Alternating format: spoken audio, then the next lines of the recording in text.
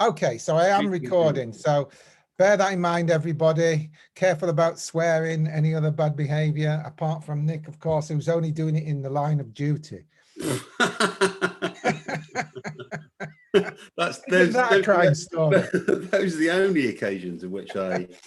The only time you'll ever hear it from Nick. Okay, well, it's great to be here again, and thank you for returning.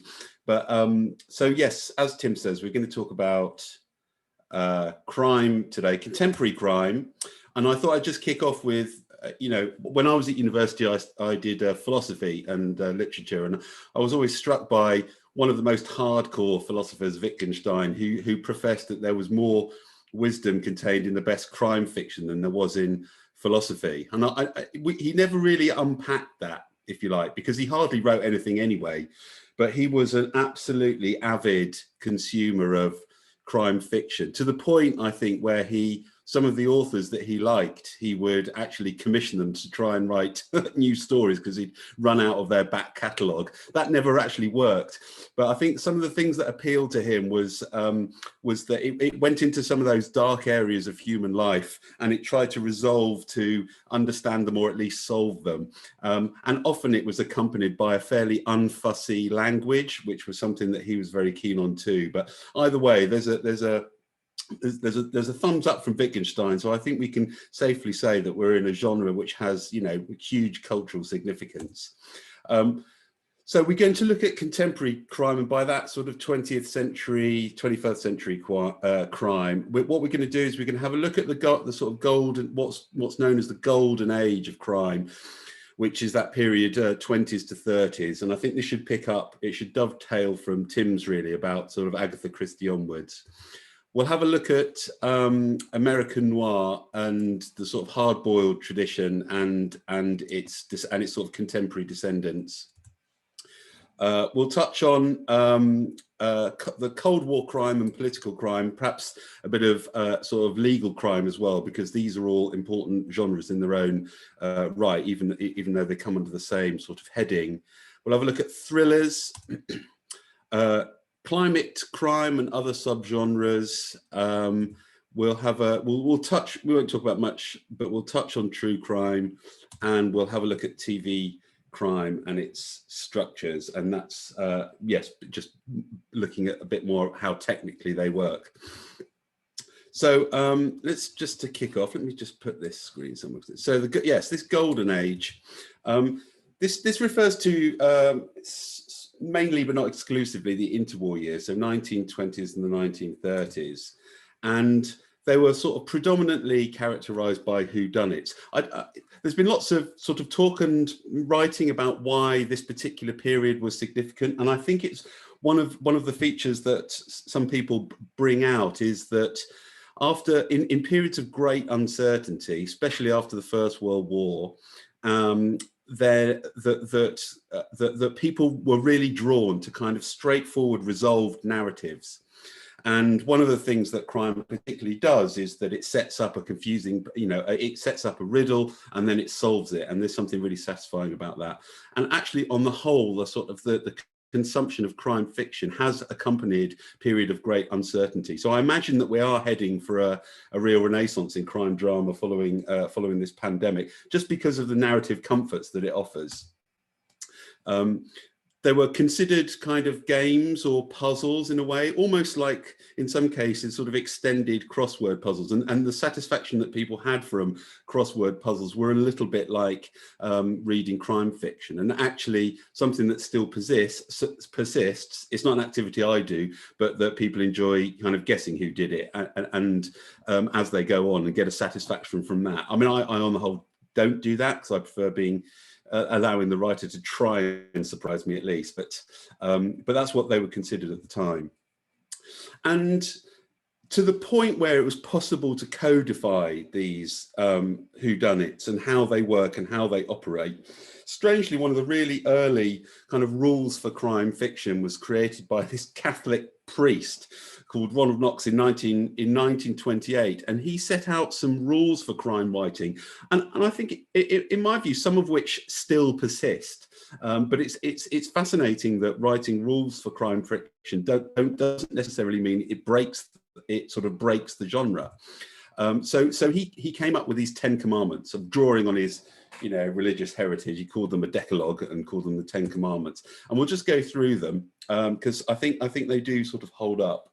The criminal must be mentioned in the early part of the story, but must not be anyone whose thoughts the reader has been allowed to know.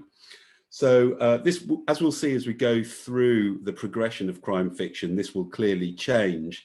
But it was important for him that the reader should have had access to the killer early on. And actually, that's still a rule that even contemporary crime writers like Jed Mercurio will say, that you have, if you're to reveal the killer at the end, you have to have already seen them, so that they don't come out of the blue. All supernatural or preternatural agencies are ruled out as a matter of course. So if a ghost did it, we're not in the same genre. So this is real world stuff. No more than one secret room or passage is allowable.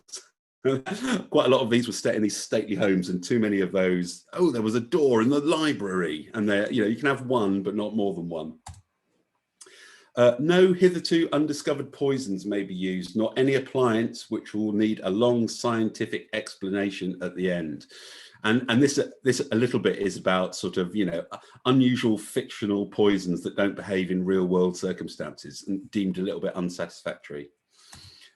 Number 5, no heavily stereotyped ethnicities as villains. I didn't quite put it like this, but what he'd identified early on in bad, kind of more pulpy kind of crime fiction was that lazy writers tend to just make the villains, from a particular country or a particular ethnicity, and he thought that was absolutely, it's totally unreasonable, and it made the fiction worse, as indeed it does.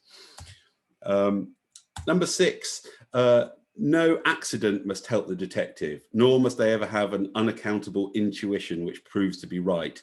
So the key to all these detective fictions is that the detective should work it out rather than stumble across the solution, which is thought to be unsatisfactory.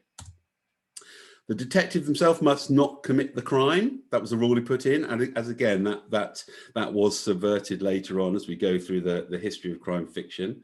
But in those particular days, the detective was pure. The detective is bound to declare any clues which he may discover. And this was a little bit about letting the audience know where the detective was thinking.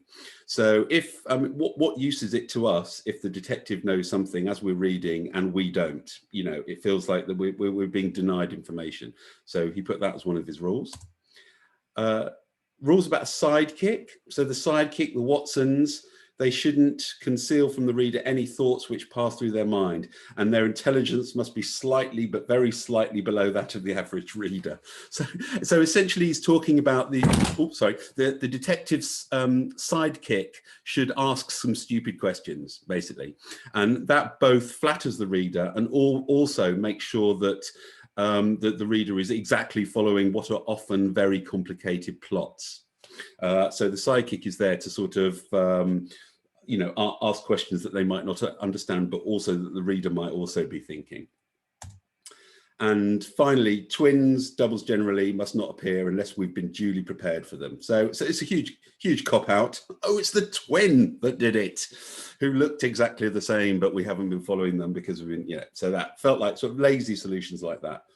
And it's interesting that this Catholic priest sort of decided that there should be rules for fiction. And on the whole, rules for crime fiction do still persist, and you will still be able to unpack them as you read your crime fiction, even if they're sometimes deliberately subverted. So this golden age was sort of characterized by what were known as the queens of crime. And I've picked out 4 women because essentially there were women who were absolutely at the vanguard of this Renaissance in crime fiction. Hugely powerful and important moment. I'm not sure it's given its due prominence, but essentially Agatha Christie, Dorothy L. Sayers, Nao Marsh and Marjorie Allingham pretty much transformed the reading habits of the entire country and globally in one fell swoop, which is sort of a major achievement, really. And we'll start with Agatha Christie. She is the best-selling novelist of all time. 2 billion books sold and continued success, adaptations, all that sort of stuff. I mean, her sort of reputation is sort of irreproachable, really. But she also had this sort of fascinating moment in her personal life, which was almost like her own, one of her own novels, where she disappeared for 10 days, absolutely mysteriously, and it was a huge story across the globe. So it made front page news in the New York Times, even in America. But there was this enormous manhunt, one of the biggest manhunts in kind of British history. There were over 1,000 police. It was the first time aeroplanes were used. Even other writers, like they brought in Conan Doyle, the Sherlock Holmes guy, and Dorothy L. Sayers to try and help solve the mystery of where she'd gone. And they got drawn into the hunt. It turned out that she'd had a car crash. Well, the story was she had a car crash. She lost her memory temporarily. She checked into a hotel in Harrogate under a different name, which turned out to be the name of her husband's mistress. And then she never spoke. But then she was discovered, found, and she never spoke of the incident. But and it's still a little bit of a mystery about what happened about that. Whether this was just one of these early publicity strategies, or whether it was something that genuinely happened, we don't know. But her life, as well as her fiction, sort of full of these sort of elusive stories. She was the one who to some extent created the idiosyncratic detective. So obviously Miss Marple and Hercule Poirot as the celebrity solver, but to some extent it meant that was the first time really that people were buying books of that sort based on the character rather than the story. So and it's commonplace now, but another Hercule Poirot mystery. So she created the characters to solve them, rather than it being an author-based or a story-based drive for buying the fiction. And she had many structures. So this is a bit sort of limited, and but a classic. I suppose I'm just sort of saying that a classic structure of Agatha Christie might be that the murder is discovered. There are multiple suspects. Each of them has a different but particular sort of secret, which is their motive. The suspects are then eliminated and then put back into play, one after the other. The twist and the red herrings, the big act two, basically, the sort of bulk of the novel, the red herrings. And then the detective gathers those suspects into a room or a contained space and then reveals the murder in front of everybody. And then the murderer flees or dies or is arrested and so. I mean, that's not exclusively her structure, but that was the one that she sort of particularly made famous, the sort of the closed room reveal. It means that you have this enormous scene at the end of exposition and in a way the detective playing the kind of storyteller as much as the author is themselves as they outline. I mean, I always find it surprising that the suspects in these closed room moments always just cooperate with this. They're a sort of audience for the story, and one of them is the killer. But that's she set up that trope, and she made it work very well for herself. She had an interesting writing process. So she would write to the end of the story and then decide who was the least likely murderer, and then go back and redraft to sort of retrofit clues from the start. And I think this was one of these ones where I think she was as enthusiastic a reader of crime as she was a writer. And so she wanted to try and replicate that experience. So that was about the desire to surprise herself as much as anything by becoming the reader of her own work. And this was formalized a little bit. The S.S. Van Dien also, and I won't go through his rules, but many people have written rules of fiction. But he had this sort of formula, which is the author is to the reader as the criminal is to the detective. And what he means by that is that the reader must have an equal opportunity with the detective for solving the mystery. So in essentially, the relationship that the author has to the reader is the same that the criminal has to the detective, and it's all a little bit about how as we go along, we get the information, we follow the detective, and then it's possible for us to solve the crime as much as the detective. And she read widely. So I mean, what's great about her is that she took inspiration from archaeology, other literary works, the Bible. You know, she drew on a range of different works for her inspiration. So we'll zip through a couple of the others. Dorothy L. Sayers, she's slightly more literary. She was a poet and a playwright and a translator. She had her detective that she's kind of only had one major one, Lord Peter Wimsey, who, again, one of these sort of amateur sleuths, sort of, you know, borderline aristocratic, well, actual aristocracy, so full of independent means for him to be able to follow crimes. And she talks about her own work in this way. So she said that my detective story begins brightly with a lady found dead in her bath with nothing on but her pince-nez, so little glasses. Now, why did she wear pince-nez in the bath? If you can guess, you will be in a position to lay hands upon the murderer, but he is a very cool and cunning fellow. So she sort of, she was very good at sort of initiating ordinary deaths, but with one strange feature of them, and that would provide the sort of narrative run to follow. As I say, she was a bit more literary, but she kind of weirdly was a bit too in love with her main character. So this Lord Peter Wimsey, who started off as a fairly believable character, as the books went on, he just seemed to be an expert in almost everything, you know, to the point where he stopped becoming a believable character just because it served the story. But you know, he was a bit sort of like Superman by the end, which is faintly ridiculous. Naomi Marsh, different sort of writer, New Zealander. She was a bit more interested in character, and that her characters were considered a bit more sort of believable and rounded and real worldy. The interesting thing about her, and this is definitely where the crime tipping point comes between, you know, those slightly whimsical sort of crime stories and real world is that she used a professional detective. So Roderick Allen was a CID man, and so he was entitled to investigate crimes. He pretended to have his character trope was that he pretended to have a bad memory, so he would deliberately pretend to forget things so that people would remind him to see if the alibi fit or not. And you see that in 1970s and 80s crime dramas on TV. So Columbo always did that, where he was always pretending to forget facts in the hope of tripping up his suspects, and certainly disarm them. And like Christie and Dorothy L. Sayers, she had an interest in these closed groups as murder settings, places of specialism or exclusivity. And actually, in a way, that's not just a rule that's common for crime fiction. It's something that actually, you know, many dramas, you know, enjoy inhabiting different worlds. So it's nice to go into a completely different world, understand how it works and how the particular mechanisms might support a crime story. So Naomi Marsh was very good at that.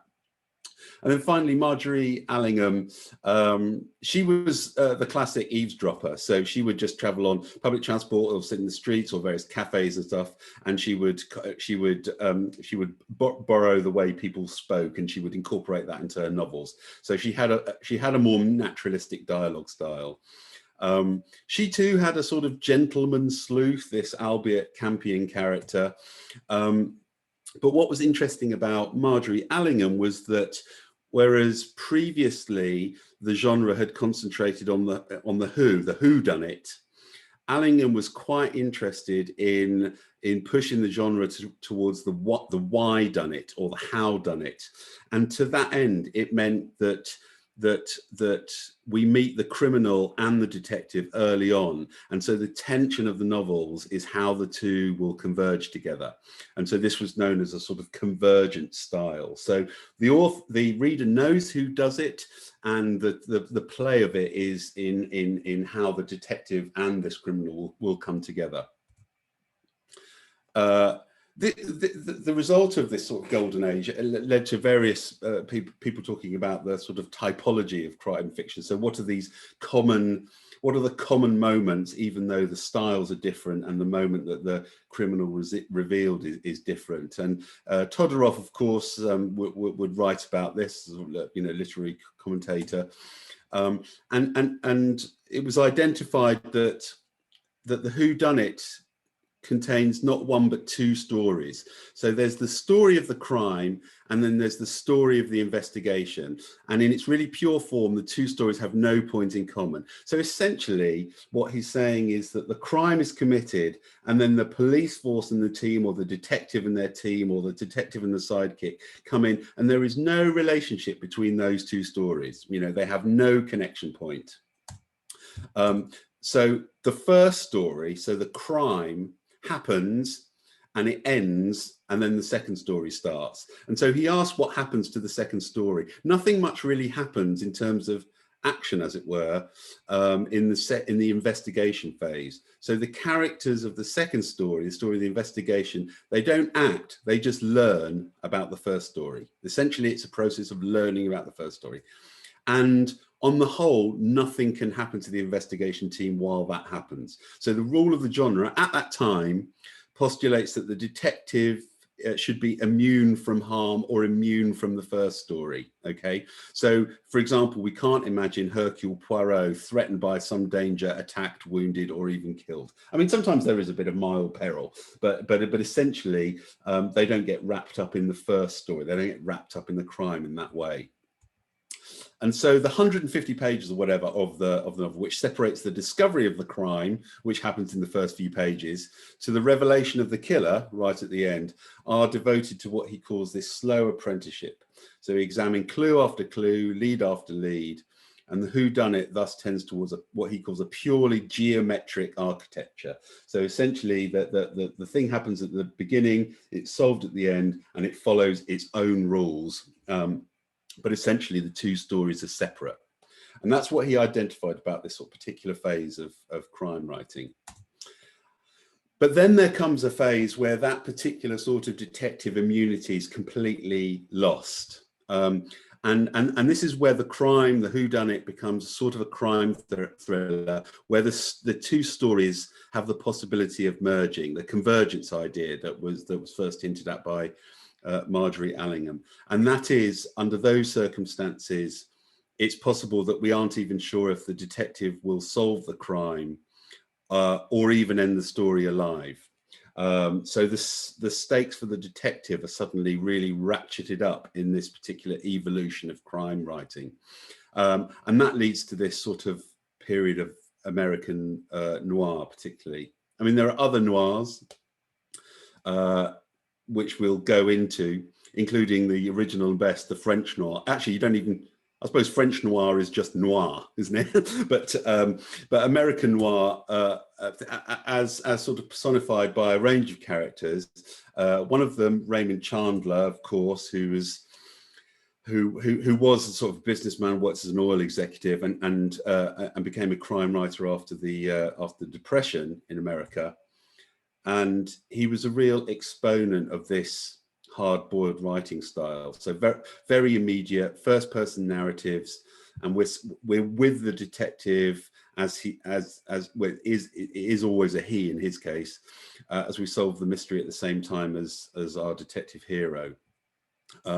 Philip Marlowe is his most famous one, and he sort of formalized what was become the troubled detective trope.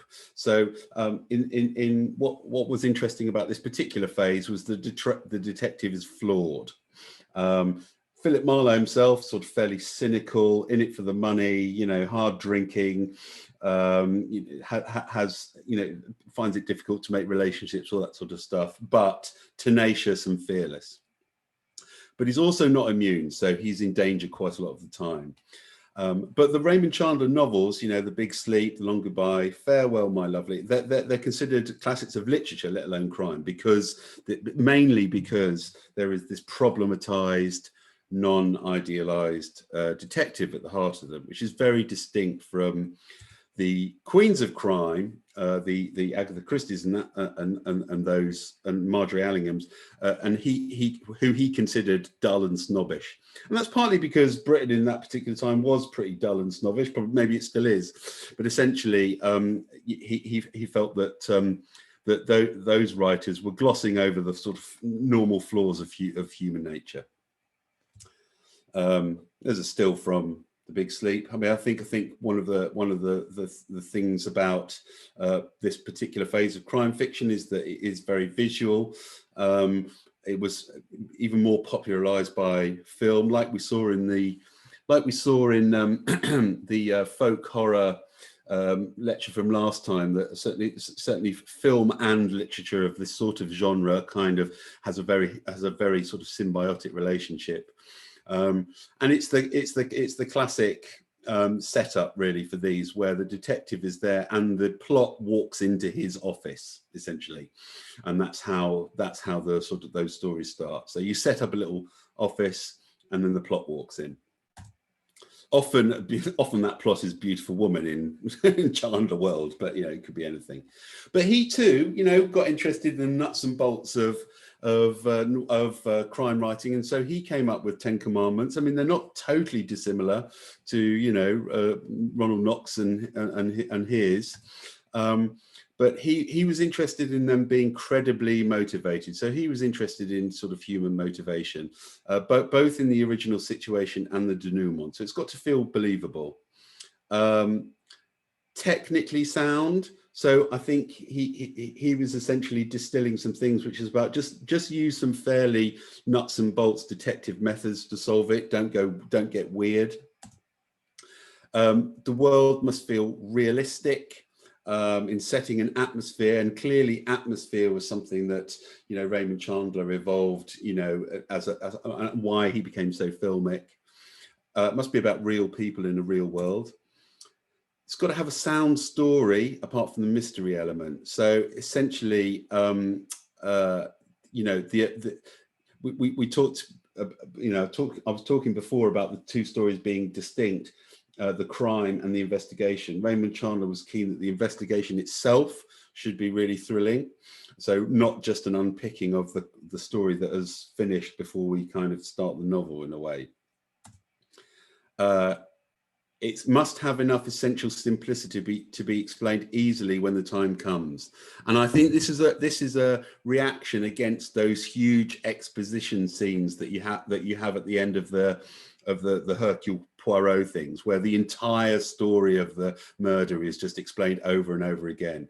He likes it to be, by the point that the reader gets to it, it needs to be quick, simple, and easily gettable. It should have the potential to baffle us, so we should have the rug pulled from under us. That's obvious. The solution must seem inevitable once revealed, so that's the of course moment.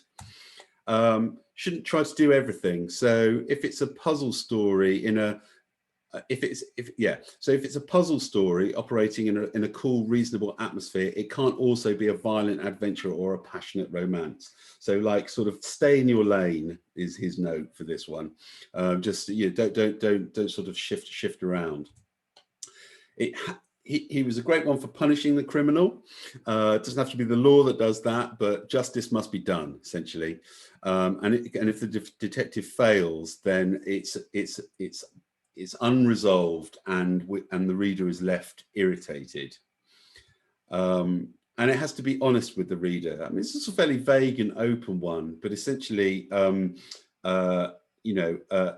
if you've done all the previous 9 notes, that constitutes being honest with the reader, was his view. Another great example is Dashiell Hammett. He was a detective himself, so he was he was in the Pinkerton Detective Agency, and quite a lot of his writing drew on people that he'd had actual experiences with. So, he was drawing on real life. The Pinkerton Detective Agency is sort of a precursor to the formal police, but essentially it was, people hired them to solve their crimes for them, and it was a fairly rough and at the time unlegislated detective agency. So there was some fairly hardcore people working for them. His hero, Sam Spade, was sort of equally iconic, slightly softer edge, a little bit more cerebral. But he was particularly sort of adept at this pared back style. The Maltese Falcon, one of his books, is really early expert use of the MacGuffin, which you'll have come across in sort of previous stuff. But in that case, his detective was actually a suspect at one point. So because he's outside of the formal law enforcement, the detective then gets involved in the crime. So it's a really good example of that convergent style that we were talking about before. He doesn't do first person, he does external third person narrative. There's no description of any character's thoughts or feelings, only what they say or do and how they look. So essentially it's really pared back to the facts. It's a very interesting style to explore. It's very non-writerly, and it's almost like reporting. In fact, yeah, crime reporting. So it's free of comment. So that he lays out the facts, and that's the style in which he chooses to tell these stories. And so they feel really hard, pared back, and very disciplined. James M. Cain's another one just to point up. Some of his famous ones, The Postman's Always Rings Twice, and Double Indemnity, which I really like. But these are, he doesn't necessarily have a famous detective or anything like that, but he's interested in crime fiction, and the protagonist is sometimes the murderers or the plotters, and we see it through their eyes. So Double Indemnity is it's seen from the criminal's perspective. But often those people who do commit the crimes are absolutely drenched with guilt. So to some extent, actually, they're usually fairly normal people. A little bit like the Hitchcock tradition, which is like, why don't you murder my wife and I'll murder yours, and we will neither be suspects. And it's kind of like, this kind of like crazy idea that people sort of have, and they make these arrangements. But then in James M. Cain's world, actually the reality of that is just far too awful. And it's, like Dostoevsky, what might seem like a good idea, the reality of it actually crushes them, and in the end causes their downfall. And so in that regard, he doesn't shy away from these sort of really dark emotions, which moves him towards what we'd recognize as thriller territory. Which we'll get on to. But just a quick word from the writer Megan Abbott, who she was interested in this sort of hard-boiled and noir sort of thing. That hard-boiled she considers to be a bit distinct from noir. They're often used interchangeably. But the common argument is that hard-boiled novels are sort of like Wild West fiction, pioneer fiction. So the cop is the hero, a bit of a fallen character, a detective, whatever. And at the end, everything is a mess. People have died, but the hero's done the right thing or close to it. And order has to a certain extent be restored. In noir, it's different. In noir, everyone is fallen, right or wrong and not clearly defined, and may not even be attainable. And essentially, it's that thing which is that hard-boiled crime talks about someone's got to do this dirty work, and they do it, and order is restored. In noir, it's that someone might want to do this dirty work, but there is no way of cleaning up this world. So, good luck. But, the world's not going to be made better, but one aspect of it might be at least sort of narratively resolved. So, noir of that time, incredibly influential. Inevitably, the tradition of sort of Dashiell Hammett and Raymond Chandler leads to sort of contemporary American noir. Particularly inheritors might be, James Ellroy, Mickey Spillane, Elmore Leonard, Ellroy's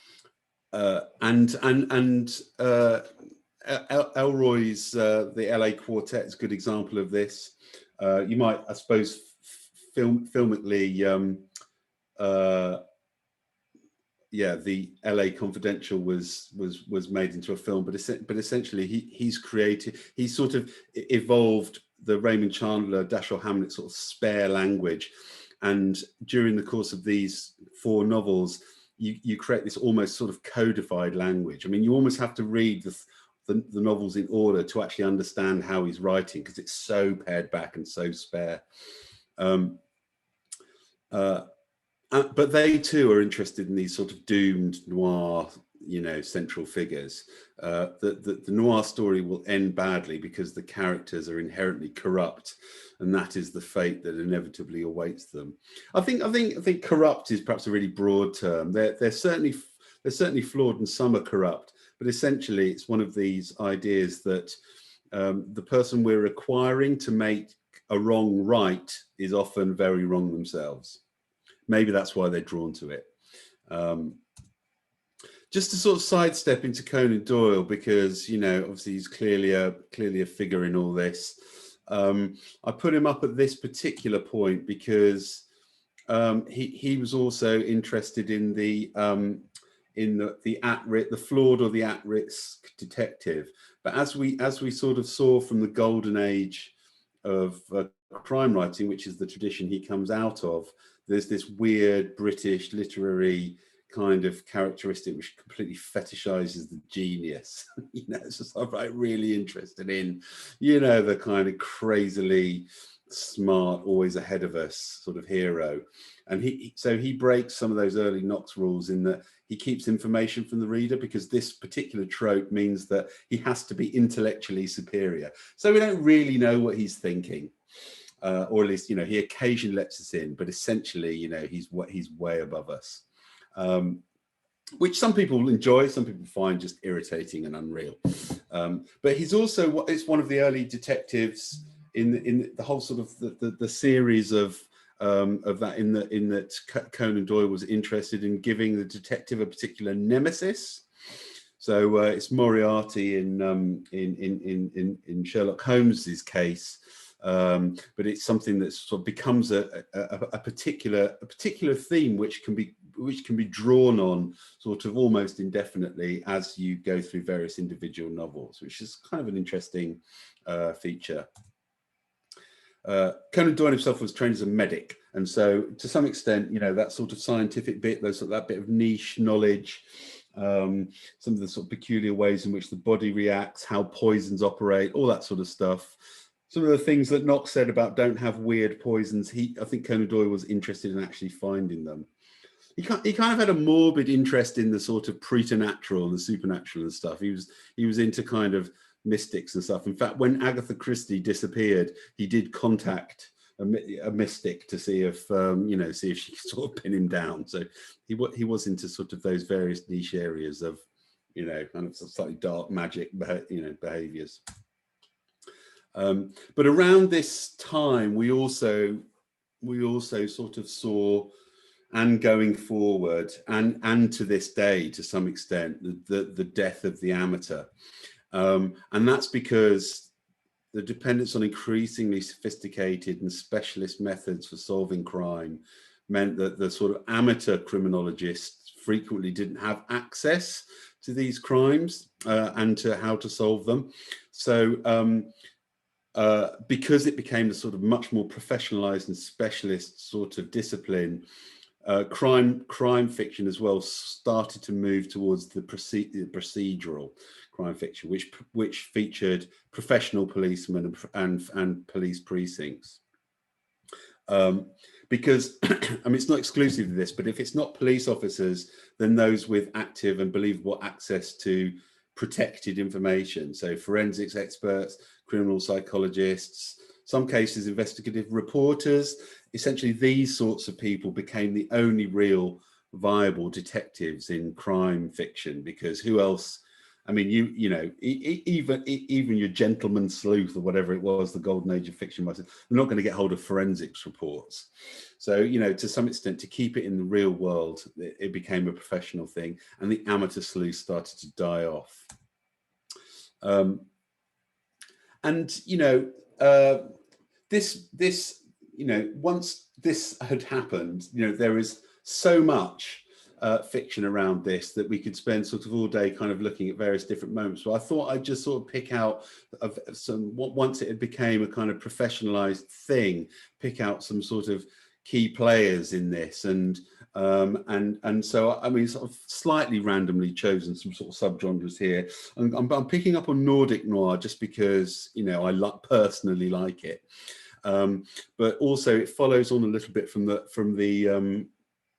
we were talking about in horror, the folk horror stuff, in that on the whole, Nordic noir was so successful because Scandinavian society was seen as a very sort of high functioning, well organized, liberal, advanced society, and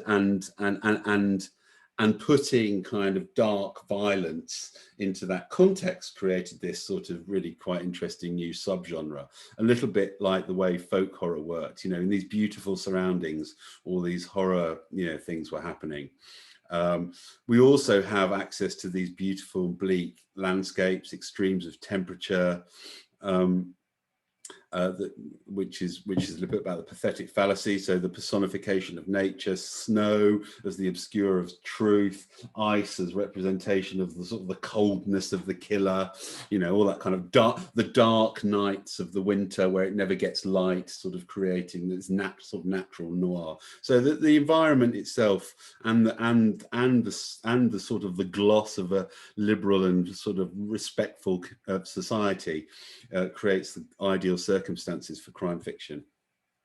And they were a little bit sociological, because this was some of the things that I think some of those writers were exploring.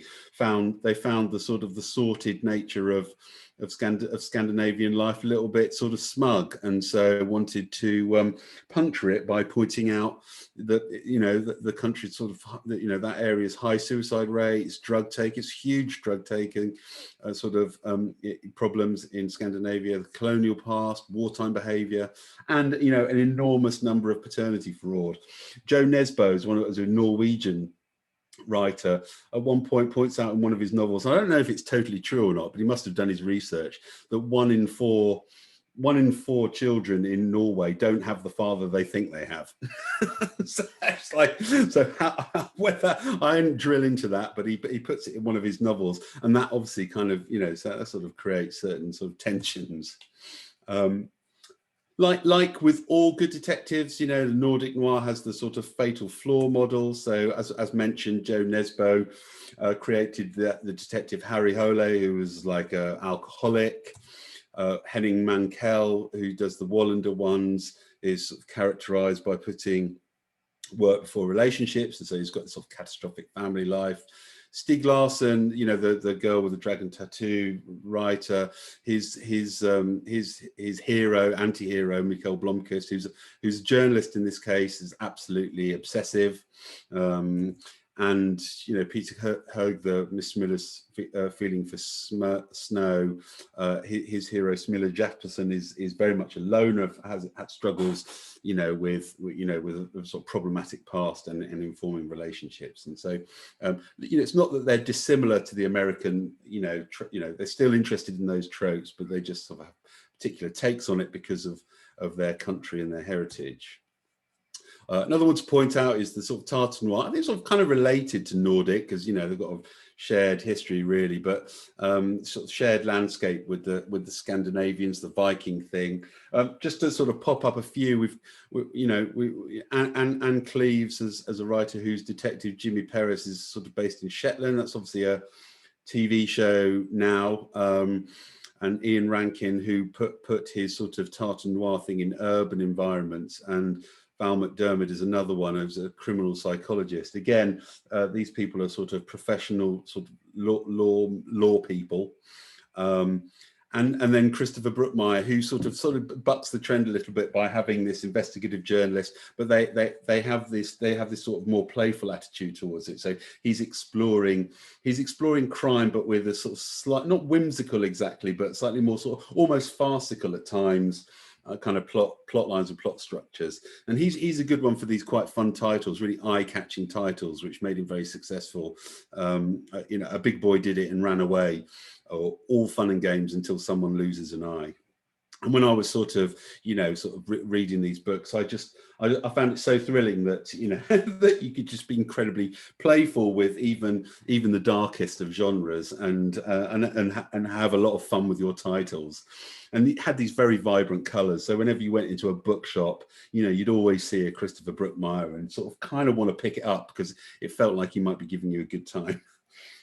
So Scotland, Scandinavia have been at the forefront of the contemporary kind of crime movement in recent years. So if you had a note about serial killers, obviously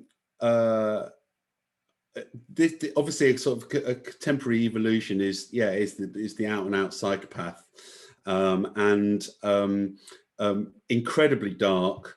Also, one of these ones where it's an evolution because the sort of motive is a little bit more hard to unpack. So they're not the traditional motives of crimes of passion or whatever. These come from very deep and dark places, and it's an evolution from a single crime, which the majority of these crime stories are about, to people who do a number of them, and what might be behind that. And quite often they involve ticking clock kind of mechanisms. When's the next victim going to show up?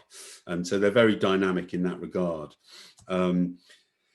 It's also one of these shifts where essentially there's quite a lot of vanity in the killer who might set the puzzle for the detective. So essentially they're kind of teasing the detective to solve the crime, and they will set these various different clues. They will call themselves something. They will leave a particular kind of mark. They will kind of, and the vanity of that, and is something that the detective needs to unpack and work out. Quite often they do it by traditionally getting into the mind of the killer to do it, which clearly, as in the tradition that we've all spoke of, puts them in a very dark place. This can often throw the detective into an existential crisis as they discover that the difference between a detective and a serial killer is a sort of a wafer thin kind of moment. And actually, there's a doubt sometimes whether the detective will recover from the from the investigation of this particular crime, and that obviously causes all sorts of problems. So yeah, that's what that sort of trope gives access to, and what various different writers got interested in. I think a good example of this is Jeffrey Deaver, who's an American author, and his detective is a criminal psychologist. So he's not on the ground. He helps detectives solve crime by getting into the mind of the killer and thinking that through. He has a sort of career-related injury early on, and so is a wheelchair user, and has a kind of particular kind of setup in his house, which is full of kind of computers and stuff like that, and almost like this sort of brain, sort of enormous brain. But yeah, there is a sort of cost. It's a fearless guy, but sort of there's a cost to him getting into the mind of these killers all the time. Just a little look at another little sort of niche bit of it, the Cold War crime.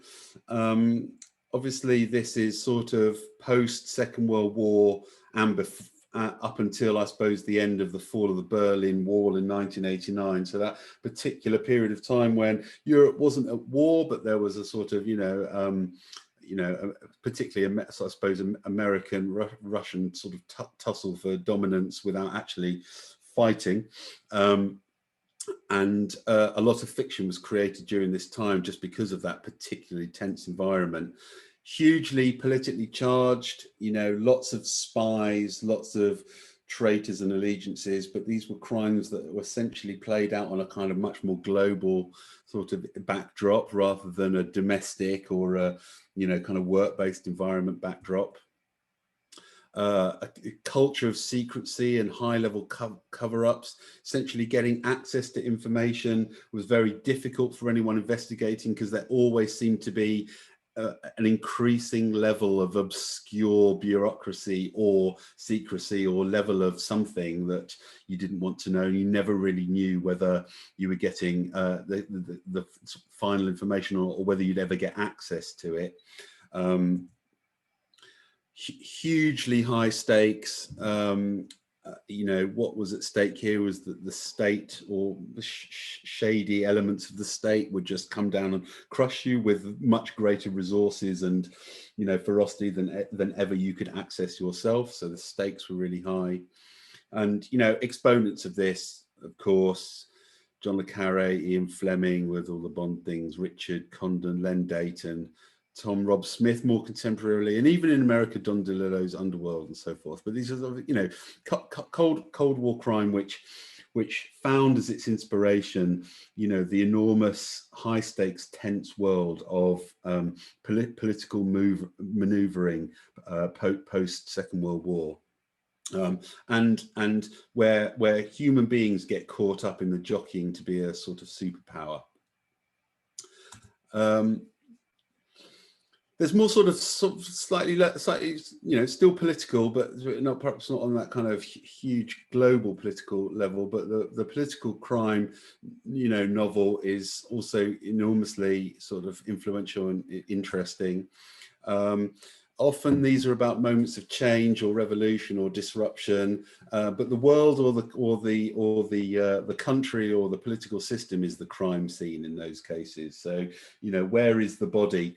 A body will appear somewhere, usually of a low-level person who stumbled across something and has been got rid of, and it's messy, and the investigation that follows reveals a much bigger kind of, you know, geopolitical context. One of the early ones, Day of the Jackal, for example, Frederick Forsyth, was that the crime is the potential assassination of the French leader at the time, and you know, the mystery there is whether he'll do it and what the identity of that assassin is and what the motivation is. But there are others which continue to this day. The big things like the House of Cards, for example, which started off as a novel, which is about a sort of chief whip determined to become the prime minister, but of course, you know, the sort of TV version of it, but also things like Secret City in Australia, another kind of political drama where, you know, someone stumbled across an embarrassing secret of the government, and the attempt to cover it up kind of unpacks a world of corruption and violence. And in novels, you know, I thought I'd just name check Robert Harris because, you know, sort of interested in that sort of stuff. But, you know, he wrote a novel called The Ghostwriter, which is where an ex-prime minister, thinly disguised Tony Blair, frankly, is writing his memoirs, and his collaborator, ghostwriter, mysteriously disappears, and so and is murdered, and so a new writer is brought in, a ghostwriter, to finish off this novel, and during the course of which starts to unpack a whole range of cover-ups and secrets that puts his own life at risk as well. So they're very rich areas, these political crimes. You know, it's a big one to take on. You know, if you're interested in crime, sometimes it's a bit more reassuring to sort of look at something. Well, I say reassuring weirdly, but, you know, looking at more kind of local or domestic kind of situations are understandable. You know, something about the ambition of these crime writers to take on a political thing means that, you know, they often fail, but if they succeed, there are these really epic, significant kind of works. And then just sort of, you know, just a sort of shout out to the sort of legal crime thing, which often is connected and connected to the political crime thing, but also sort of a major part of the crime buying public. You know, people like John Grisham and Michael Connolly and Scott Turow, who would find a criminal case which the lawyer gets interested in. You know, the sort of Erin Brockovich world, you know, it's about sort of fighting big business, or it's a sort of piece of corruption or something. But the lawyers at the head of that, if they can make a case and take it to court. But in order to do that, the evidence gathering puts them in sort of enormous amounts of peril. And that's where the sort of legal crime basis thing comes in.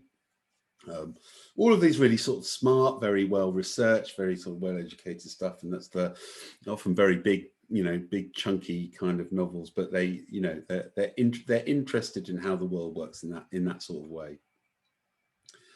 Where do we go next? Oh yeah, just sort of, I mean, this is obviously, I've been talking in a particular kind of Western culture here, but actually, you know, but of course, every culture has its own, has its own vibrant scene. I think the Indian crime scene is particularly exciting. Vasim, so just a few name checks here. The sort of Baby Ganesh Detective Agency is a particular kind of agency, which sort of, you know, a kind of ongoing kind of agency which sort of takes on things that other people wouldn't. There are hard-boiled exponents. Dan with his detective Harry Verdi, which is sort of you know, who is in that particular kind of tradition, but in his own tradition. And this one I've got here, The Witness of the Night, which is when I sort of first came across you know, this whole scene, really, because it won the Costa First Novel Award here in this country, and sort of just got into it. But one of the things that some of those writers are interested in is that they can use you know, the context of their own particular heritage as a way of creating these really sort of, you know, really eye-catching and sort of rich environments for crime fiction to play out. So, you know, there's sort of post-colonialism, particularly modernism as well, and police corruption, and it's work for mass audiences, because crime is mass audiences. So in a way, they are sort of more subtly political just by existing than perhaps they are in you know, in America or the UK.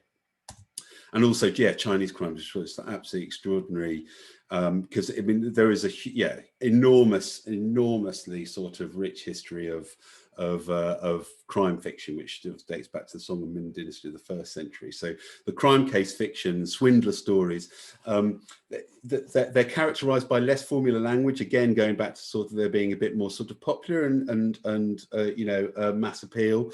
Interestingly, you know, a trope for them is to feature sort of district magistrates or judges in the courts rather than police detectives, just the way in which the sort of particular system operates there. And so they're judge solved rather than detective solved in some cases. I mean, I'm generalizing a bit. And you know, and it's also, yes, reaction. So sort of, you know, literature involving detective was banned in the Mao era. So now it isn't, you know, this is just this huge pent up kind of, you know, release of really exciting fiction. I mean, quite a lot of it is written outside China, but then, you know, sort of, but like all fiction where you're writing in a different context, you sort of see your environment kind of in a different way and write fiction about that. But that's where a lot of it's come from. It's just a Eye of the Jade, particularly, just is a good example of some of that fiction. Yeah, just a little shout out as well to eco crime too, because as we found with horror, you know, kind of contemporary concerns can come into genre writing in really exciting ways. I used to love reading Carl Hiaasen. Again, sort of a little bit drawn to what's being expressed with its graphics.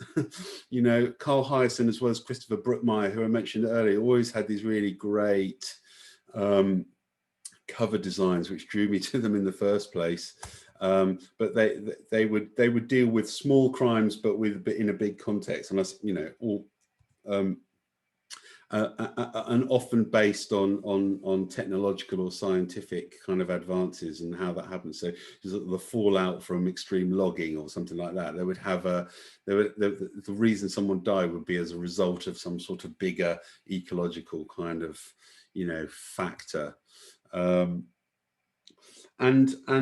you know, there's the tradition of it a little bit, you know, is in the old botanical murder mysteries of the late 19th century. So the detective overwhelmed by data and powerlessness and all the sort of the natural poisons that could be brought to bear to a crime scene. So, you know, someone might have found a sort of obscure plant that no one had ever heard of and had sourced from a particular place and used that to kill it, and it's an undetectable or something. And distinct from it being a kind of made up thing, it might be an actual thing, but in a way the metaphor was still true, which is like, don't be careful or nature will kill you. So they are specific crimes, but they are interested in exploring these sort of bigger climate frameworks. So yeah, of course there is true crime. I mean, obviously it's not in the world of fiction, but it's just a sort of massive part of it. You know, the Serial podcast, the spin-off from This American Life, is the exploration of what potentially could be a huge miscarriage of justice. But they're framed using crime. I mention them here because they're framed using contemporary crime tropes, and they're set up as that. They have hooks in the same sort of way, and they're presented almost as if they sound like fiction, but you know, they have this resonance of it being a kind of true crime. A particular one I enjoyed was Death in Ice Valley, which is this podcast where the actual podcast makers become the detectives. So it's an interesting sort of feature where we've talked about the death of the amateur because no one has access to it. The re-emergence of the amateur detective is now the podcast producer, I think. So sort of like looking at old uncovered crimes, of which there are many, cold cases, you know, and digging back into it, interviewing people, and essentially doing some sort of normal detective legwork. And it is, yeah, for me anyway, I mean, maybe others, but it's like the re-emergence of the amateur sleuth, and they find their form in these podcasts, which I think is an interesting sort of evolution of it. And sometimes they're just like, I mentioned James Ellroy as a noir writer, but you know, sometimes he goes into his own history. So his mother was murdered. And he spends, you know, a lot of his time, a lot of his fiction or non-fiction writing about trying to work out what happened then. But it's, you know, it's sort of true crime stuff, but told by a fiction writer because he's got it in his past. But they don't have to be contemporary ones. So there was an axe murder in 1892 that Sheriff Schmidt got interested in, see what I've done. So you can unpack, you know, really cold cases, you know, ones from hundreds of years ago, and, you know, do some detective work on that. And in a way, the story is about the attempt to find something. There's the narrative promise that after so many years, a case might be solved. You don't know if the podcast is going there. But essentially, yeah, they're going back through the archives. Quite heavy use on modern forensic techniques mean that we can now look at this old skull and you kind of think, but it's, you know, they have all this stuff. So it's developing its own language, which is not developing their own tropes and cliches, which aren't dissimilar from regular ones, but they've got this sort of, but they are sort of true, and they're being created by producers and reporters. So finally, yeah, this is really quick. And I'm only really bringing this up just because I'm involved in it at the moment. So just have a look at TV crime. Essentially, this, you know, everything still applies. And actually, an enormous amount of TV crime is inspired or is based on stuff we've already talked about already. So, you know, TV crime eats plot, and novels create that plot, and so a lot of them are TV adaptations. But we'll just look at sort of two big broad genres. So we've got the serial crime drama versus the story of the week crime drama. So the serial dramas, for example, like you know, the Killing or The Bridge or Shetland or Unforgotten or Killing Eve, whatever. So it's where you have just one crime and it's solved over many weeks. And the challenge is keeping the audience guessing over months. One of the things that was certainly found in the way in which people consume fiction and talk about it on TV certainly is that there's sort of running commentaries on social media. And actually, I think in the current series of Unforgotten, people are just constantly guessing who did it, and that must be really difficult for the makers, because at some point someone's going to stumble on it or someone's going to get it right. And it'd be interesting to see whether that kind of thing enhances people's experiences or just breaks it. The story of the week, by contrast, so the sort of Death in Paradise thing, Inspector Morse or Endeavour, even the old ones from the 70s and 80s, Magnum and PI, Cagney and Lacey, all that sort of stuff. There's a body or a crime at the top of the show, and it's solved by the end. So over the course of maybe a series of 10 or 12 or 6 or 15 or whatever it is, you can have some character arc stuff, you know, the detectives' lives or whatever, but essentially that's not the A story. And you get these sort of narratives that are contained in 1 hour or 40 minutes or whatever it is. And in those cases, the writers have to work really hard to avoid the formulas, because it is an incredibly formulaic genre. But to get a kind of crime story per week in 1 hour without it feeling incredibly familiar is the challenge of Story of the Week. So they're all characterized and they're all navigate the architecture of all these TV dramas around hooks and tropes, the serial hooks. So at the end, so in serial dramas, like the sort of the one crime over 14 weeks or whatever, the hook is at the end of the episode. So there's a revelation at the end of the episode, which is about these sort of binge watching strategies. But essentially you can play out a sort of, you can keep a few hairs running in an episode, but there will be a revelation at the end of each episode, and that's how they're structured. In a story of the week kind of design, you've just got a little hook at the end of each act.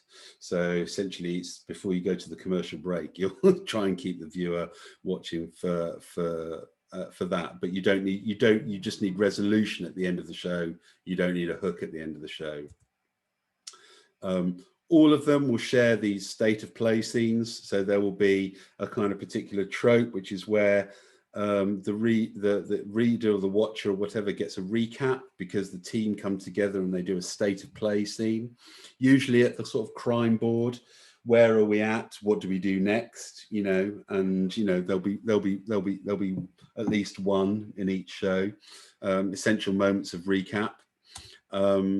There will be the dead ends and the red herrings, which will kind of all devices for misdirecting the viewer or the reader.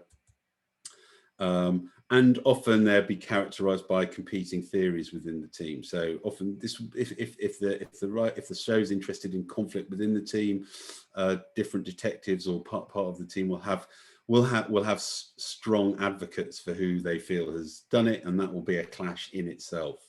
And that's sometimes one of the tropes that's helpful in TV dramas. There will be a moment, the Hercule Poirot moment at the end, which is where you know, the detective explains to us what the killer did and why, and the killer sort of in some way kind of listens to it. And, but essentially it's a way of us being told what really happened. And so one of the most difficult things about crime drama is to make a sort of artful and light touch version of that. Because they are tropes, and essentially you want the audience to sort of, for it to click in place really quickly so you can avoid those things. So this is my show. So my show is called Annika. We're nearly finished making it, but essentially you can see that it's already set up as a sort of precinct show. So this is a new Marine homicide unit. It's headed by, it's headed sort of the lead detective is Annika, who's the detective inspector, but she's got a little gang. And we meet them on the first day of this new unit. So essentially that's the sort of setup of the show. And the way they work are in these essentially 4-act structures. So I think probably in other things you've come across various different structures. I've only really found 4-act structures being a bit of a unique one for television, and I think that might be because, you know, they're sort of in quadrants, and it might be because of commercial breaks. But essentially what happens is that there's like with all the other things, there's a body at the top. In my case, in this show's case, it's a body that's based in water, so it's like the unit investigates crimes in water essentially. Each act is quite evenly divided, so there's sort of, each act is about 15 minutes long, something like that, distinct from something like a 3-act structure where you have a very short first act and a very short final act, and the bulk of it is act 2, because that's where all the obstacles are. It's a little bit more evenly distributed in TV drama. Again, I think that's because of the way in which it's broadcast. On the whole, there will be a suspect per act, so you might get 4, maybe 5 suspects per story of the week. It's a story of the week drama. If there are dead ends, then it might be that it will yield further clues. So you have to kind of keep the momentum going. It's important for for the show to not completely ground to a halt. So if you do want to put a dead end in, which are very important, there should be some element which leads you on to the next thing. Like mentioned before, there's a hook at the end of each act, and you go into a commercial break at the end, so that during the ad break, I mean, this is this commercial channel, so in the ad breaks you're motivated to come back, but actually even in non-commercial sort of context, they're interesting in themselves, in that it just kind of keeps a sense of momentum going. And then you've got this tension between the linear versus the non-linear detective thread. So essentially you could, like a detective, follow clue by clue by clue in a very linear way, or you can set up a lot of clues in advance and set a lot of hairs running. And so there's always something to follow. So talking to our police advisors on this show, it's never really a sort of one clear sort of straight route. One clue leads to another, leads to another, leads to another, and then you find the criminal. There's probably quite a messy crime scene, and there's lots of different possible angles. And with, you know, this is why I sort of bring it all back. The final suspect is the killer, and we've ideally met them before. So as in some of even those really early rules for crime fiction, it's important to have met. It's important. It's not necessary, but on the whole, people have discovered that if you've at least briefly met the killer before they're actually revealed, it's more satisfying. And you can get the character arc running across the series. So just to summarize then, we've had, you know, the golden age puzzler whodunits made way for more psychological howdunnits and whydunits. The detective became flawed. There was a loss of immunity. They're no longer detached, but at risk or implicated. Fatal flaws and broad landscapes play a part in both the detective and the criminal, and why the crime has its resonances. They evolved to thrillers where the criminal can sometimes set the puzzle and the detective must become the monster, and so there's blurring of lines become even greater. Crime fiction is particularly sensitive to global concerns and can play out global concerns: Cold War, climate, new technology, history, politics, real life, all that sort of stuff. It's a genre that's available to get for free a range of massive issues, and different cultures use them politically. So it can be a gateway to change, just because, you know, they seem harmless fun, but actually they can smuggle in some quite powerful political messages. And it's a visual plot driven genre, so it lends itself to television and film adaptations, which in a way you're in this sort of spiral of populism, which is where both the written word and the sort of visual TV world feed each other, and both of them live off each other, and actually all they do is increase the audiences for both, which I think is why it's been such a sort of enduring, but I think surprisingly kind of radical genre, and extremely difficult to do.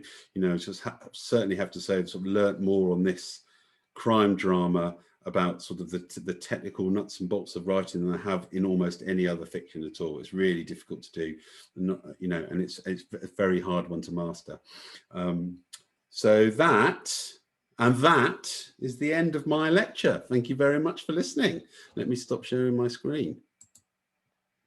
Great. I'm done, Tim. Right. Well, thank you very much. Now, there was a hell of a lot there. Yeah. So shall we just take any questions from anybody? Has anyone got questions about any elements of this before I ask one or two, perhaps? Yeah, Alex, you've got your mic off. Yeah. I was just going to ask, because you know how you were saying about everything, it's all changing now, like as time goes on. What do you think of like the modern internet sleuths? Do you know how like it's come about? There's a documentary about the Cecil Hotel and how they had these internet sleuths who were like solving the murders and things. What do you think about stuff like that? Well, I mean, it's great, isn't it? Because it can be a little bit of a sort of childhood fantasy to be a sleuth. Do you know what I mean? But it didn't seem like an accessible thing. Whereas the evidence available to you now, actually a lot of it is online. And so you kind of have got access to it. And I think that's what's led to it. But also the people are author of their own sort of theories on it.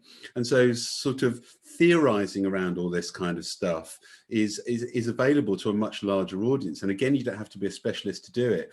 So I don't think it'll ever be a threat to the genre, but all it does for me is to sort of illustrate the appetite people have for kind of getting quite heavily involved in these mysteries. This is my favorite genre to like watch and read. I'm like, so I've seen like every documentary, I read all the crime books I can read. I don't know what it is. I always tend to gravitate more towards the ones that have a set of characters as well, but every episode or every book, it's a different murder. And then there's like something suspicious underlying the whole thing. Yeah. But yeah, I love a bit of Paul Azan. Okay. Yeah. I think once you find someone, you know, it's a brilliant moment, because if they give you the click, if they hit the spot for you, then you've got their whole back catalogue, and then you just got to find another one. But I think you're right, and I'm sort of fascinated about people's motivations to get involved in what are quite dark worlds, really. And it feels like it's a particularly interesting way of exploring some very difficult things, because it's one of these worlds where you wouldn't want any of it to happen to you at all, and yet the kind of that sort of safe place to explore it, and sometimes in a way, like you were saying with the internet, they investigate it, or with the true crime podcast, well, start investigating it and resolving it. So there's clearly a real sort of allure here. But I also find it interesting that that people get drawn to it almost for comfort. Yeah. You know, so in I want to understand. I think that's it. It's like it's a thirst to understand why, especially with the murder ones. It's almost like I need to know, like, what made that person do what they did. Like, and it's like, because I can't ever fathom in my head ever doing something as extreme as that. So I'm like, but why did they do it? Why? Like, what was the reason? What makes them different to how I live? Yeah. I just love it. Yeah. I mean, I'm completely with you. It's one of the really interesting things for me as a sort of writer was that kind of going through things like sort of theatre, which I sort of quite like, and literary fiction, which I also quite like reading or whatever. But for some reason, that I was never writing the thing that I was reading. You know what I mean? And at some point I thought, why am I not doing that? You know, and then when I started, because the show Annika I started was a commission from radio. It was a radio show initially, so it was we made 30 episodes of Annika on Radio 4, and then it got commissioned as a TV show. And writing the radio shows was the most satisfying writing period of my life. And I thought, why have I waited this long to actually write the thing that I enjoy reading? And you can get into a habit a little bit of being sort of slightly tripped up by the successes of things that you know that you can do, but and actually at some point, if you want to earn a living from it, you have to take gigs, you know. But but it took a long time to sort of recognize that a sort of a secret passion for crime fiction was actually where my writing was located. So I came to it pretty late, and I feel not regretful about that, but I find it really interesting that sort of the things that you're obsessed about reading might give you a little clue about what kind of writer you are, even if you might not think that's the sort of writer you are. It's just really good to be alert to that at some point. Yeah, I've never actually thought about writing it. I always am just so like absorbed in like watching everything. I've never thought to try writing crime. Well, have a think about it. It might not be the right sort of time for it. Say it's a very technical thing, but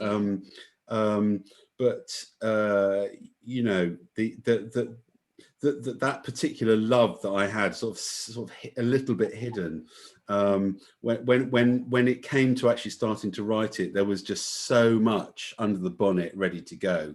And because crime eats plot and you need tons and tons of plot, you know, it's good to have read a load of it.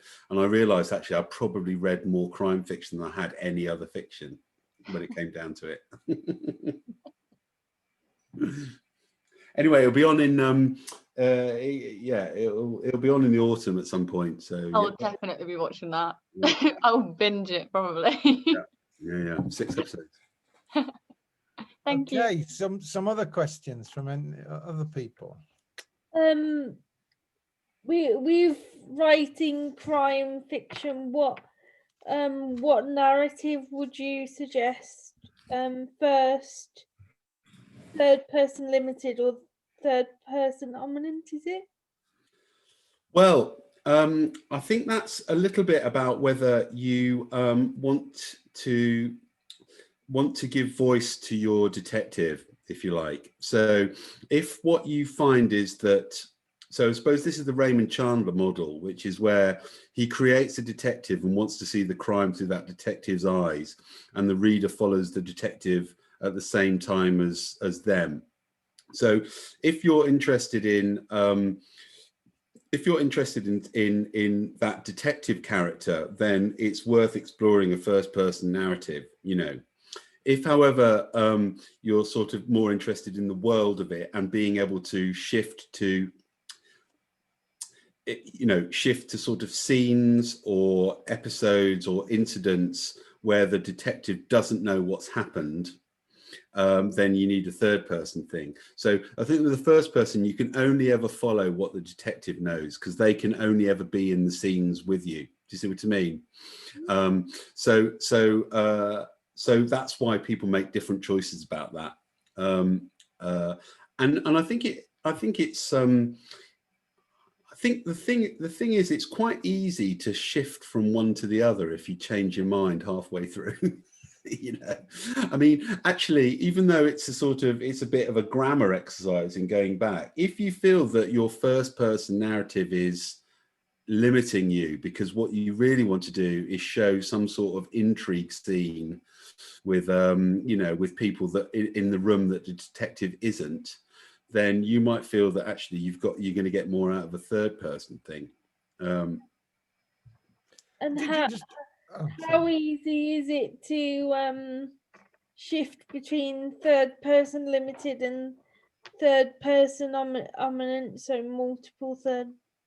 Is it omniscient that you're talking about? omniscient? Thank you. Yeah. Well, it's just another pass. You just do another pass on it. I mean, it's a bit of a technical exercise, that, really, but I don't think it's difficult. It just means that you've got access to different sorts of material then, you know, so you will be changing the way in which the reader navigates the story. So with the omniscient thing, the reader is with the world of it, you know, and it's about the author deciding what world the reader can see. With the first person, we're sort of inhabiting the character of the detective and following them around. I mean, on that point, Nick, I mean, how far do these, what are essentially sort of narrative strategies, I mean, you know, and that apply to prose fiction, really? I mean, how far are they relevant to the likes of TV drama? Well, are they relevant at all, or are they relevant in some ways? They're absolutely relevant, because each show has its own rules, you know, which you need to set up at the top. And one of the mechanisms of TV drama is that you will have this, what they call a Bible. I don't know why they call it that, but they're basically rules of the show. Yeah. And, you know, one of them is that, you know, you might have a rule which is like, the audience is never ahead of the detective. So we never see scenes that the detective hasn't seen. You might get the odd little intrigue scene, but essentially, you know, we don't get privileged information because we're with the detective. That might be a rule. Or it might be a rule that the audience sees far more than the detective, and the pleasure is about letting the detective catch up with that. And you just need to establish those rules, and which you think, you know, you prefer and you want, and then you set them at the top, and then you try and keep those going for a couple of series, and then you might be able to break those rules in a stunt episode or something. So, I mean, because there are really great precedents for both third person and first person and all that sort of stuff, that really, I think it's just for me, it seems to be about whether it's a detective character-led crime drama, or it's a sort of it's the world of the crime. Yeah. And on the whole, there's a tradition of the detective, and so they're they can be first person, or they can be third person, but with the detective as the central character. Yeah. So I've got a question. Obviously, we unpicked a lot during that lecture but can you cross the, I guess, genres within the genres? Yeah, well, I mean, if you do it well, then that's brilliant. I mean, that's so exciting. I mean, I think it's so you mean like so you I think one of the things, okay, so this is an example of where I'm just, so I'm attempting, so in this Annika thing, I'm attempting to sort of cross genres a little bit with contemporary drama or fiction. Okay, so although it's a procedural crime drama, Annika, the lead detective, breaks the fourth wall. Okay, so she talks to us, you know, and so, you know, Fleabag style sort of thing. And the reason we've done that is because what I was really interested in is that in crime dramas, one of the things that people always really enjoy is that buddy thing between the detectives. I mean, you know, the crime drama will play out. Someone will have done it. You know, oh, it'll be one of these people, won't it? So to some extent, like, that's a game we play with the audience, but quite a lot of the pleasure comes from like the double act, maybe, you know, the Cagney and Lacey thing. It's the chat they have in between before going to interview someone, or just what's happening in your life and all that sort of stuff. And we had this idea that maybe Annika was the detective, but we were her buddy. And so she would talk to us sometimes about things that she didn't talk to anyone else about. And in sort of TV crime drama, that doesn't often happen. It's usually a little bit sort of third person. But that was our attempt to make a TV drama a bit more first person by having her talk to us. And so I think those little slippages between genres are interesting within the crime genre, but it also might be interesting within other genres too. You know, like that's probably where the more sort of interesting radical shifts might happen in crime drama, is if you can bring tropes from other genres into your crime drama, and then therefore kind of create a new subset of crime drama, you know. Actually, I say in crime, obviously in House of Cards, there was a breaking of the fourth wall, but it wasn't necessarily a sort of conventional procedural police precinct crime drama in that way. But yeah, that's our little attempt. But it comes from the same place, Amira. It's like, you know, what can we do differently? You know, what can we do differently, and what will be surprising and a bit fresh? Because, you know, there's a lot of competition out there. You can watch a lot of crime right now. You can watch a lot of crime. And also, do you think feasible for you to, if you're writing, to have it from different sort of viewpoints? So you could have like the criminal's viewpoint and then like the procedural viewpoint for the investigation. Definitely. I mean, it'll take a lot of take a lot of sort of technical skill to make that kind of but multiple viewpoints are absolutely, I think, for a one-off, it feels like, you know, for a one-off, or for a, you know, I don't know, I'm just trying to think of times when that's happened. I mean, sometimes the crime has been explored from a range of different perspectives, if you like, so it's been the same moment doing that. But it'd be really interesting to explore in a novel to sort of to sort of almost take the baton on and then move from different things. One of the pitfalls, which is why they're more experimental, or they're not as often used, is that readers get really into and involved and immersed in one character, and then dislike having to adopt a different voice, hearing a different voice and going somewhere else. So it's like, oh, I preferred the last one.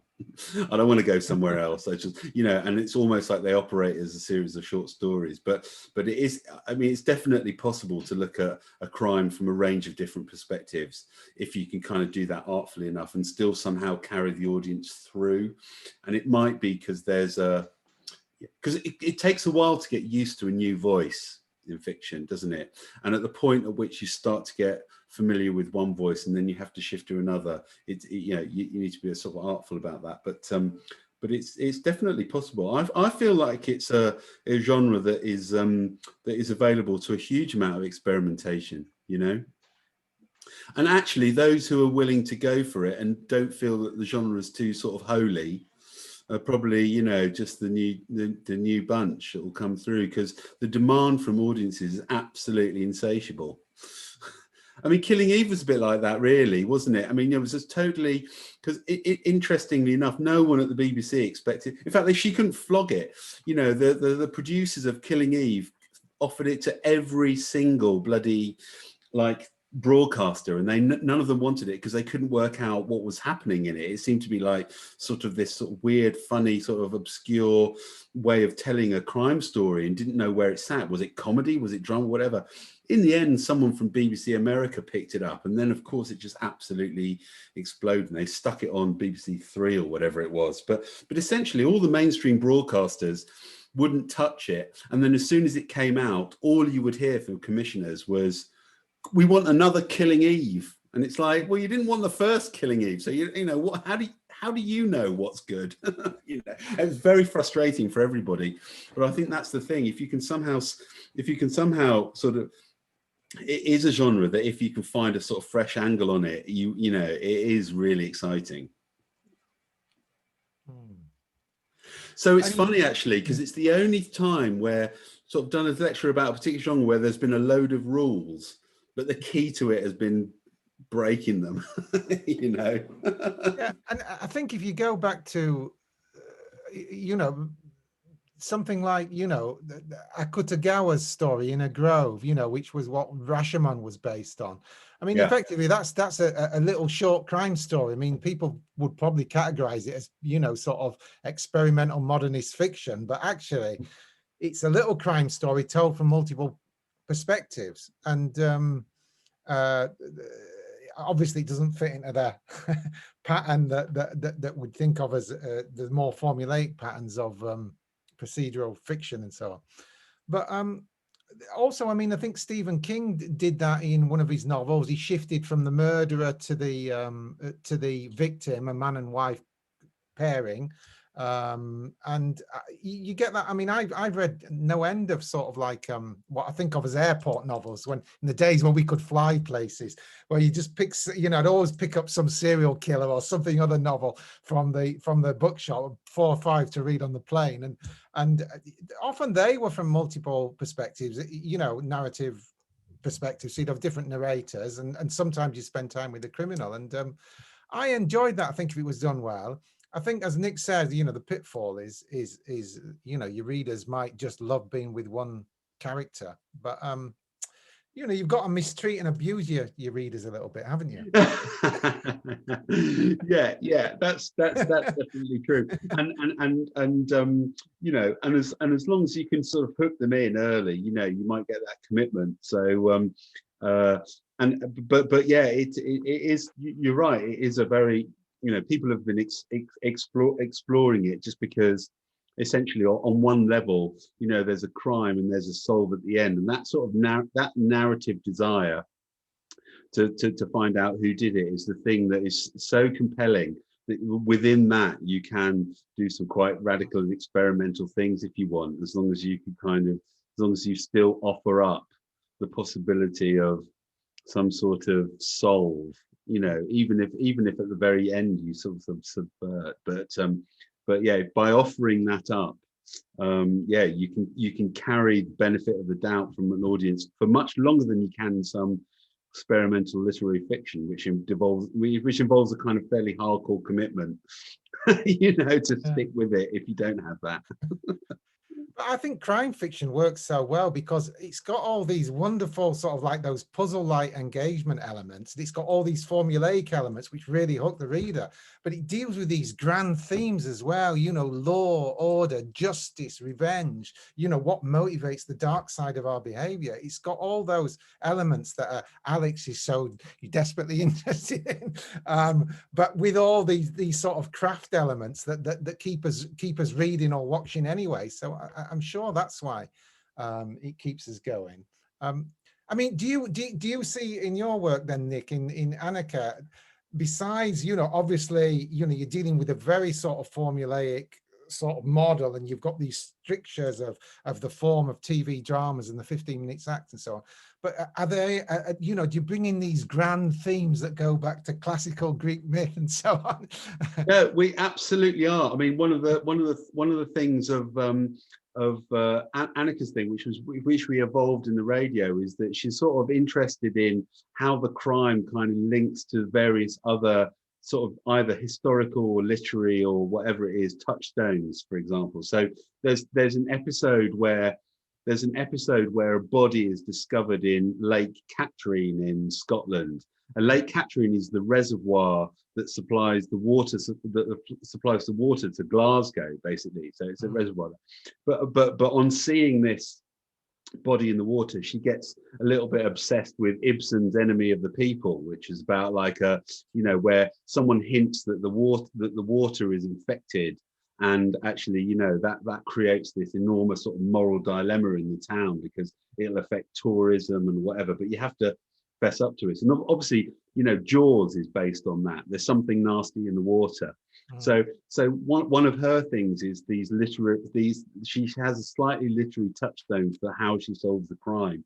And there's another one which is about the sort of which is an episode which is a little bit about sacrifice, where she talks about kind of Agamemnon and these kind of Greek myths of sacrifice, stuff like that. So what we've tried to do is sort of like bring some of that stuff in, but that's a little bit, the way it's in is because it's a quirk of the detective rather than it being about kind of bigger stuff. But if there is a broader sort of context for it, it is about the sort of the landscape versus the urban, because Scotland can give you that. So it's set in Scotland because it's got this combination of those two things. Yeah. The idea always was that the landscape should be a character as much as everything else. Yeah. And there is this thing about water as a natural resource, that we need to look after, which is kind of hovering there. It feels like we're at the beginning of that exploration. I would hope if we get recommissioned that series 2 and 3 might be able to bring in some of those things that was mentioned here, so that but I think we need to take the audience on that journey. Let them trust the unit, let them trust that they're going to get a good crime out of it every week, and then maybe try and push some sort of bigger stuff. Some eco-fiction, yeah. I mean, on that, I just remind people, actually, we've got Roger Hallam on Friday giving a talk, the Extinction Rebellion guy. So don't forget about that. Now, has anybody else got any questions before we let Nick go? I've got a load, actually, but I don't think we'll have time for them all. but has anybody in the of our students got a question? Cool. No, there's a lot there, isn't there? I mean, it's interesting. You mentioned the Chinese crime fiction, and Xinyue's here. We got didn't go into French crime fiction, but of course, there's an endless supply of that. I mean, I've got a particular liking for Japanese crime fiction, having lived in Japan for a couple of years. So I find all that fascinating, including the sort of some of the contemporary, really dystopian crime novels. And I imagine that perhaps a way to go is sort of that eco, Yeah, but also I think the way different countries address that, when you look at their crime, just as a little insight in that. I mean, don't know, Marie, if you're like, I'm obsessed with Spiral, absolutely. I don't know if you're watching it, but in terms of like contemporary French noir, which is on TV at the moment, the show Spiral is like so much about it is this sort of where the detectives are almost as reckless as the criminals. I mean, they really are. You watch it open-mouthed as this particular French police department, seem to have sort of zero concern about the implications on their personal lives from the actions that they take. And it's so compelling. And I mean, because yeah, French crime writing and and in a way and they invented noir means that there's so kind of complex and sophisticated and high level stuff that yeah, I'd strongly recommend. I mean, that'd be a model, and that'd be a lecture in itself. The way in which different cultures do crime fiction would be just like, I don't know who would do it, because so much of it is really extraordinary, and the way cultures do their crime fiction, I think, gives a real insight into if you can call it, kind of characteristics of those sort of countries and what their particular preoccupations are at any given time. But yeah, it is really, I haven't read any Japanese crime. I'd like to now. But oh, okay. Well, I mean, I like, because you got really some old-fashioned stuff, that's a bit like Agatha Christie. Seisho Yokomizu. I don't know. Hang on, I've got a note somewhere. I've forgotten his name. Oh, Seishi Yokomizu. Yeah, he wrote the Inogami Clan, which is like a whodunit, a typical sort of Agatha Christie, with the suspects, every week it's this rich family, and somebody, will die the next day and things like that, in the sort of country house estate, so there's that stuff. And then there's these very sort of modern stuff like Kirino Nakano. Do you know Kirino Nakano? She wrote Out and Grotesque, which are really big dystopian Tokyo crime novels where things have really gone wrong in the culture. I was always attracted to Japanese art, Japanese cinema and Japanese writing, because it was obviously so sick, and it showed a culture that was somehow rotten beneath the core, which I always was fascinated with. Whereas ours is just rotten on the surface, or your French stuff, which is openly kind of anarchic and rotten. yeah all the George Simenon stuff, unashamedly, French cinema's like that, isn't it? There's so much French, more in your face really than a lot of English stuff. But anyway, just one quick question, just because I know you've read a lot more crime fiction than me, Nick. Would you say that Psycho, the film, the Hitchcock film, was that like the start of the serial killer genre? The Robert Bloch thing, or did it come from earlier, or is that just too specific a question? Well, I mean, that's a good question. When did it start? As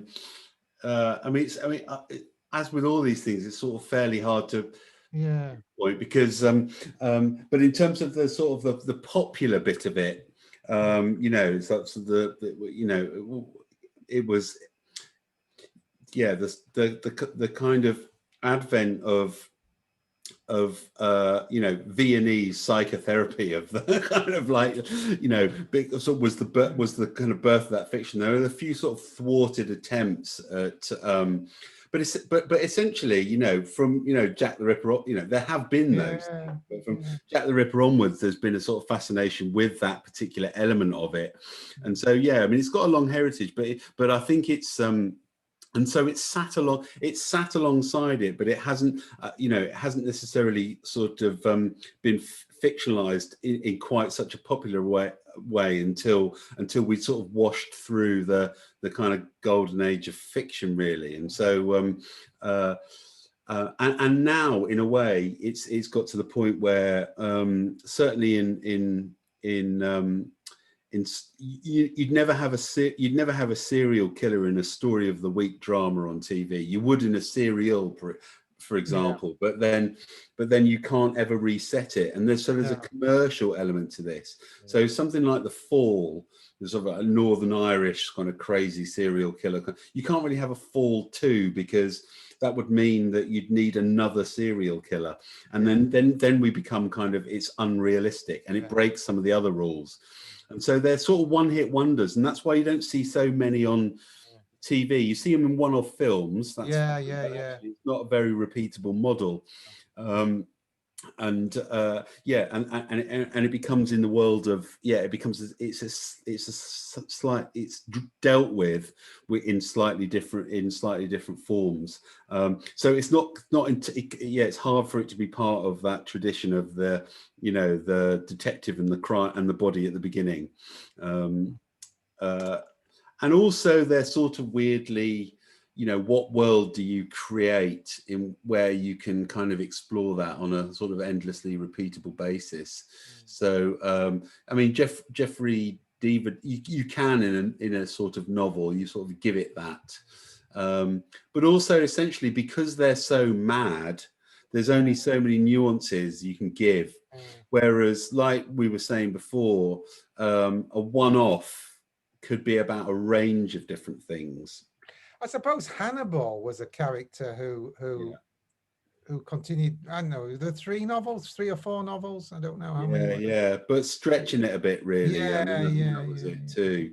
There's a TV series at the minute called You on Netflix, and that's, I think, on 3rd season now. But all they've done with it is they've followed the serial killer from when he first met the first victim, and then every season is like a new victim that you have to follow. So you kind of know someone is going to get murdered, but yeah, well, that's great. You know, find a nice formula and off you go. I mean, you know, and I suppose I'd just sort of say finally, to some extent, that there will always be a market for it, and it's a very, very commercial world, and if you can do it right, it's a nice gig for a writer. If you like writing it, it's a nice gig, and there is just a huge appetite for it, and with so many channels and with so many sort of, you know, opportunities to write for this genre, you know, if you happen to like writing for it, you know, I'd totally go for it. I mean, really, you know, it's just, you know, readers, audiences cannot get enough of it, and it's a very broad audience as well. That's the other thing, you know. I mean, it's from people like, you know, it's from you guys all the way to, you know, to sort of, you know, our very, very old, almost end of life pensioners who are reading crime fiction because they, you know, that's what they, you know, they want to explore death towards in their final, and are just absolutely gobbling it up. You know, you can't stop them, cannot stop them. You know, it's great. I think it's very democratic form is what I feel. Well, with that thought, we better wind up with Nick, because we've already gone nearly 2 hours. So thank you very much, Nick. I wish you every success with your latest venture. Not too much success, or no, you'll never come back and talk to us again. Yeah, no. But no, of course, we wish you lots. But no, thanks for having me. It's always good to see you all, and you know, and I think always good to feel that maybe you're coming out the other side of this experience of university, and that, you know, come September, really hoping it'll be a bit more, you know, live and in person for you all. We will need it, don't we? Yeah. Okay, thanks, Nick. Then we'll let you go. Thank you very much. Right. See you, everyone. And I'll be in touch sometime, Nick. Yeah. Yes. Thanks. All right. Cheers. Yeah. Bye. Right. Okay, well, that was quite exciting. Yeah, I enjoyed that.